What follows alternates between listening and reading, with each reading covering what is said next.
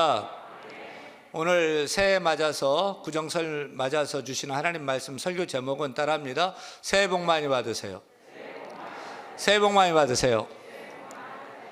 구정설이 됐습니다. 우리가 설을 맞으면 일가 친척 모두가 함께 모이는 그 자체도 참 즐겁지만 우리나라에는 참 좋은 전통이 있습니다. 새해 될 때 맞이하는 좋은 전통은 뭘까요? 떡국 먹고 한 살을 더 먹는 걸까요? 저는 떡국은 좋아하는데 한 살 더 먹기는 싫습니다. 떡국 안 먹으렵니다. 새해 주는 좋은 전통은 세배입니다. 세배. 세배는 새해를 맞아서 새해 첫날 이렇게 한복도 차려입고요. 제가 이 한복을 결혼식 때 이렇게 받은 게 한복이 20년이 넘었다 안 입다가 이제는 한번 입어볼까 해가지고 이제 나이가 되어서 입어볼까 해서 이제 입어봤습니다. 저 어울립니까? 이렇게 한복을 이렇게 쫙 입고요. 새해 첫날 부모님과 어른들께 문안 인사를 드리는데 그 방식이 좀 특별합니다. 평상시에는 머리 숙여서 인사를 드렸는데 세배는 어떻게 해요? 두 손을 모으고요. 그리고 무릎을 꿇고 머리를 땅에 대고 큰 절을 올리는데 그 의미, 그 뜻은 정말 존경합니다. 잘 섬기겠습니다 하는 그런 뜻으로 새해 복 많이 받으세요. 더욱 건강하세요 라고 축원합니다. 그러면 어른들이 기뻐하시면서 덕담을 주셔요. 그래, 너희도 건강해라. 공부 잘해라. 학교 열심히 다녀라. 또 좋은 직장도 있기를 바란다. 금년에는 꼭 결혼해서 방 좀 빼거라. 이렇게 덕담을 합니다. 덕담 주고 끝입니까? 덕담 주고 끝나면 아이들 데모가 납니다. 뭐가 있어야 돼요? 세뱃돈이 나와야 됩니다. 예전에는 저희 어렸을 때는 세뱃돈 주는 것이 아니라 떡, 과일 이렇게 내놨는데 요즘 아이들은 떡, 과일로 안 통합니다. 아이들은 머니를 참 좋아합니다. 문제는 주는 어른과 받는 이 아이들이 생각하는 돈의 색깔이 다르다는 거죠. 주는 연합뉴스 보니까 주는 어른들은 초등학생 같은 경우는 10,000원 정도가 적당해서 배춧잎을 생각하는데 아이들은 편식이 심하거든요. 배춧잎 안 좋아해요. 우리 아이들은 이 세종대왕 할아버지 안 좋아하고요. 예쁜 심사임당 누나를 좋아합니다. 이 차이가 너무 큰 거죠. 이 차이를 어떻게 해야 될지 모르겠습니다. 오늘 온 가족이 함께 모여 주일 예배를 드리면서 우리 모두가 하나님께 세배를 했으면 좋겠어요. 우리가 세배를 할 때 보면 이 손위치 때문에 항상 헷갈려요. 남자와 여자가 세배할 때 손위치가 좀 다릅니다. 여러분, 남자는 오른손이 먼저 위로 올라가야 돼요? 왼손이 위로 올라가야 돼요? 금년에는 틀리지 말기 바랍니다. 남자는 왼손 위로 올라가요. 여자는 오른손 위로 올라가고요. 그렇게 세배를 합니다. 그러면 하나님께 세배를 할 때는 왼손이 위일까요? 오른손이 위일까요? 양손이 위에요. 양손이. 손 높이 들고서 하나님 예배 받아주세요. 하나님 찬양 받아주세요. 영광 받아주세요. 따라합니다. 하나님께 세배는 예배. 하나님께 세배는 예배. 우리 다 같이 높이 계신 하나님께 두 손 높이 들고요. 마음 다해서 올 한 해 함께 하시고 도우실 하나님께 예배로 세배하는데 같이 한번 따라하면 하나님 아버지 새해 예배 많이 받으세요. 하나님 아버지 새해 영광 많이 받으세요.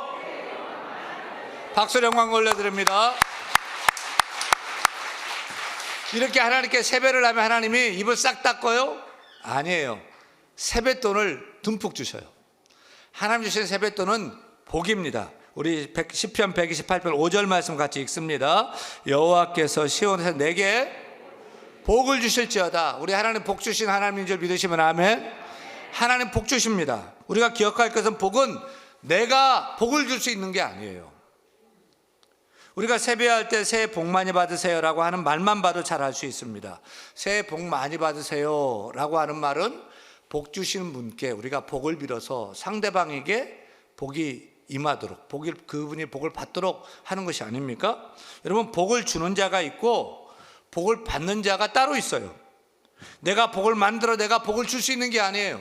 사랑하는 여러분, 복은 하나님이 주십니다. 우리가 복 주는 것이 아닙니다. 하나님의 복의 근원이십니다. 복은 하나님께로부터 나오는 것입니다. 사랑하는 여러분, 우리 하나님은 복의 근원 되시고 하나님 자체가 복 되시는 줄 믿으시면 아멘. 아멘. 성경 몇 구절만 찾아봐도 단번에 알 수 있습니다. 창세기 12장 2절 말씀 읽습니다. 내가 내게 복을 주어 내 이름을 창대하게 하리라. 창세기 22장 17절도 같이 읽습니다. 내가 내게 큰 복을 주고 내 씨가 크게 번성하여 하늘의 별과 같고 바닷가의 모래와 같게 하리니 내 씨가 내 대적의 성문을 차지하게 하리라. 창세기 24장 1절 말씀도 같이 읽습니다. 여호와께서 그에게 범사에 복을 주셨더라. 우리 하나님은 복 주시는 하나님입니다. 하나님 주시는 복을 우리가 받고 그 복을 얻어서 누려야 할 것입니다. 그래서 오늘 본문 4절에도 보니까 시편 기자가 이렇게 노래해요. 여호와를 경외하는 자는 이같이 여호와께로부터 복을 얻으리로다. 이렇게 되는 거죠. 그러므로 우리가 오늘 세배할 때 새해 복 많이 받으세요. 오늘 설교 제목도 새해 복 많이 받으세요라고 했는데 정확히 성경적으로 표현하면 이렇게 되는 거예요. 새해는 하나님이 주시는 복을 많이 받으세요. 이렇게 되는 것입니다. 여러분, 윤 목사가 할 수 있는 일은 복 주신 하나님께 여러분이 복 많이 받도록 복을 빌어드리는 거예요. 사랑하는 여러분, 우리 대한교회 성도들 올 한 해 하나님이 주시는 복을 많이 받으시길 바랍니다. 여러분, 믿음도 자라서 영혼이 강건하시고요, 하는 범사가 다 잘 되시고요, 또 건강하시길 바랍니다. 아픈 사람 일도 없길 바랍니다. 아픈 사람 다 낫기를 바랍니다. 형통하기를 바랍니다. 하나님 주신 복을 많이 받으시길 바랍니다. 하나님 복 주시는데 우리가 받을 수 있는 최고의 복 중의 복은 뭘까요? 하나님 주시는 복 중에 가장 큰 복은 뭘까요? 다윗은 그것을 깨닫고 이렇게 고백합니다. 시편 16편 2절인데 다윗은 이렇게 고백해요. 주밖에는 나의 복이 없다 하였나이다. 그래서 주께로 가까이 하면 내게 복이다 라고 얘기합니다.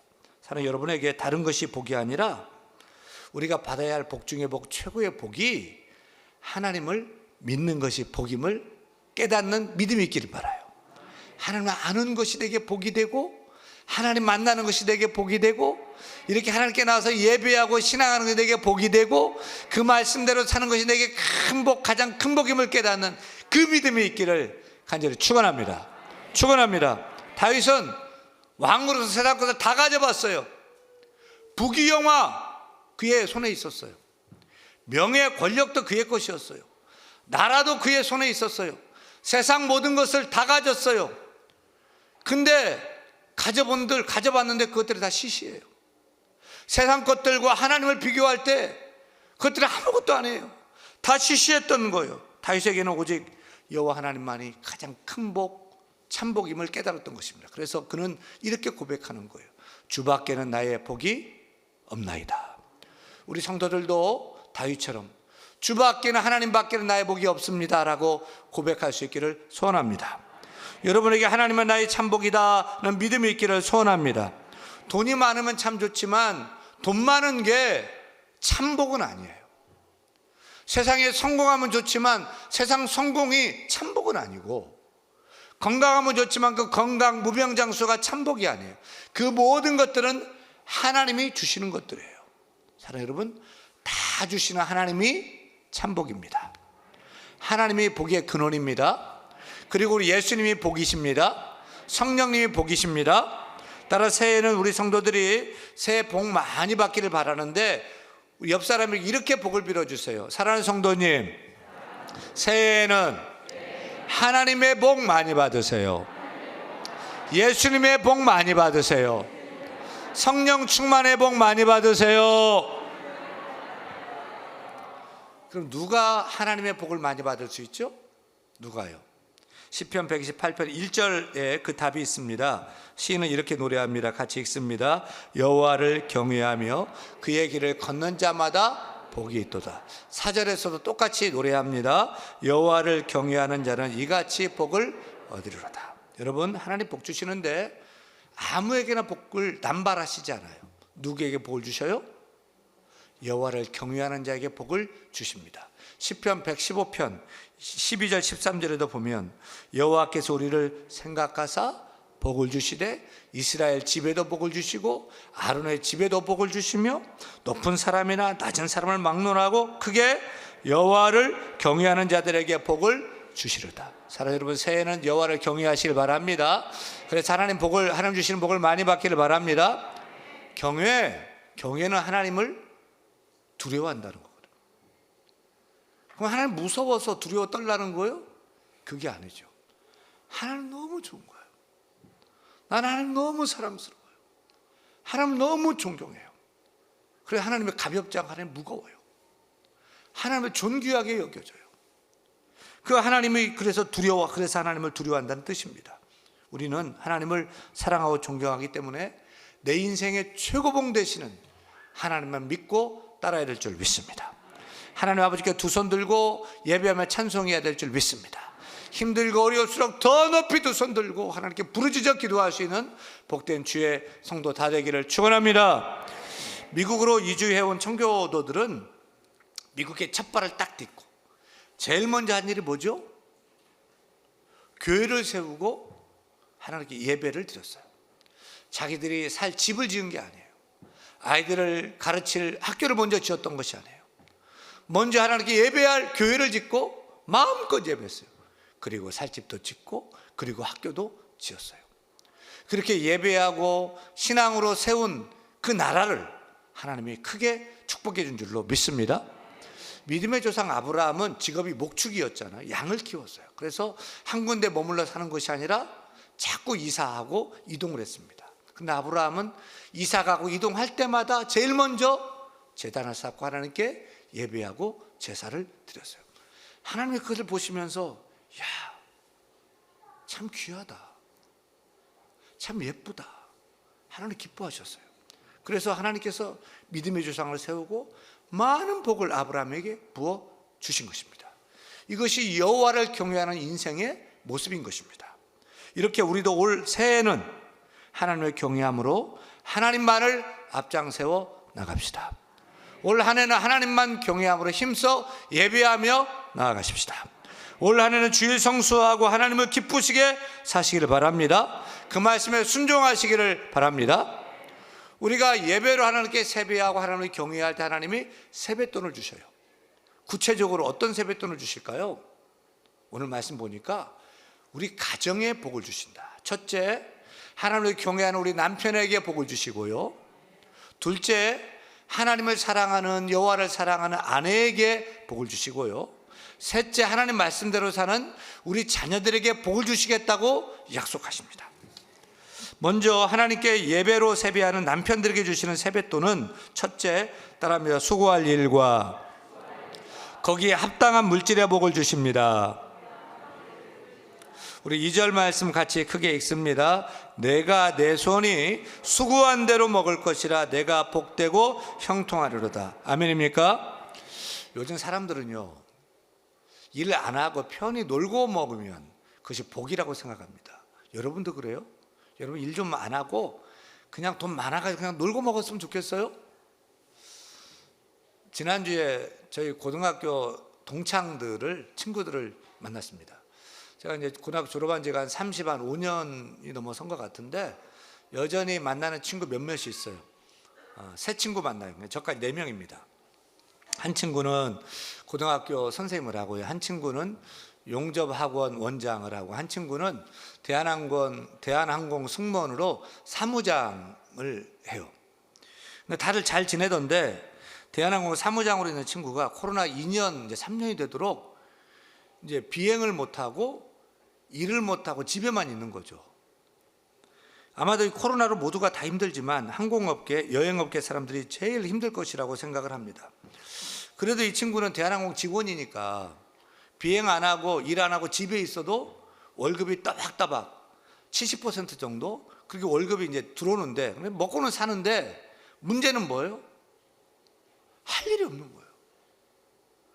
1년, 2년, 3년 되는데 할 일이 없어가지고 맨날 그냥 디비져가지고 그냥 핸드폰만 뒤지면서 유튜브만 보고 있다는 거예요. 눈 뜨고 할 일이 없는 게 너무 괴롭다는 거예요. 그러다가 야 우리 만나자. 라고 하니까 좋아가지고 제일 먼저 달려왔어요. 할 일이 있어가지고 집에서 나올 수 있다는 것이 야 엄청 좋은 거야 라고 하면서 계속 그 얘기만 하는 거예요. 근데 문제는 이제 밥도 먹고 차도 마시고 실컷 얘기도 하고 집에 가야 되는데 안 가려고 그래요. 가기 싫어하는 거예요. 여러분, 일 안 하고 놀고 먹는 것이 참 좋을까요? 그렇잖아요. 돈이 많아서 그냥 골프나 치고 여행이나 하고 그렇게 살았으면 좋겠어요? 여러분, 아무리 돈이 많아도요, 놀고 먹으면 그 사람 비참하게 됩니다.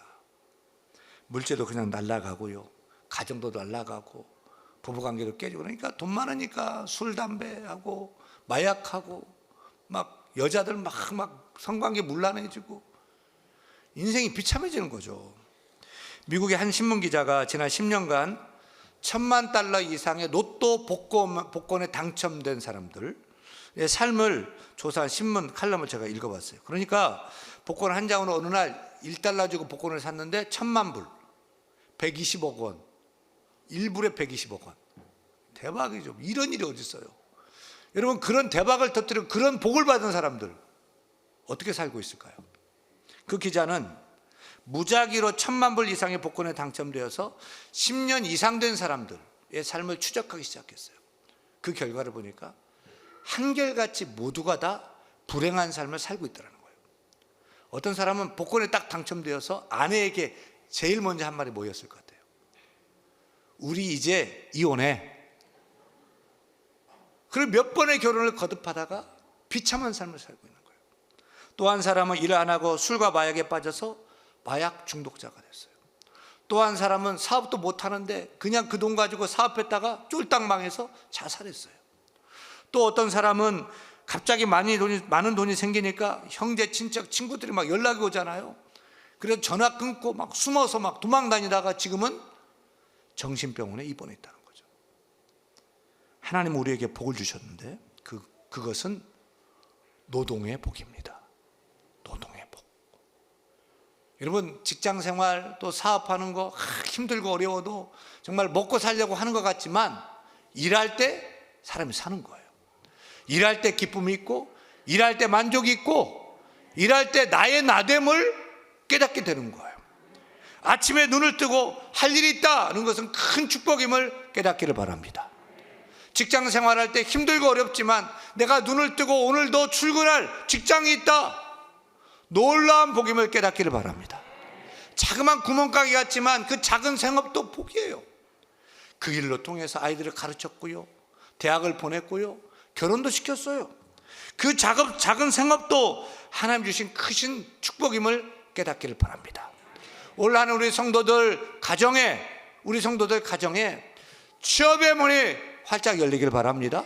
직장의 문이 열리기를 바랍니다. 승진도 있기를 바랍니다. 계약도 있기를 바랍니다. 분양도 있기를 바랍니다. 사업도 불같이 일어나기를 간절히 축원합니다. 저는 우리 교회의 모든 아버지들, 우리 남편들 응원합니다. 우리 아내들, 우리 자녀들, 아버지, 남편들 길을 걷으면 안 돼요. 길을 걷으면 안 돼요. 라디오 방송에서 한 가정주부가 어떻게 그런 일이 있을 수 있냐면서 아주 끔찍해 죽겠다면서 사연을 써왔어요.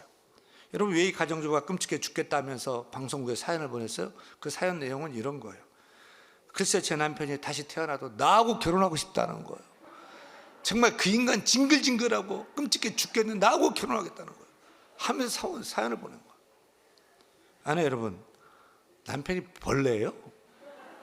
왜 징그러워요? 남편의 길을 꺾지 마세요. 길을 팍팍 살려주세요. 이 시간 엄지손가락 들고, 우리 남자들 있는데요, 남편들이 있는데 우리 남편 최고, 크게 해보세요. 우리 아버지 최고. 아멘. 우리 아들이 아버지 최고래요 지금. 네. 그러면 우리 남자들은 단순해요. 고집 믿어요.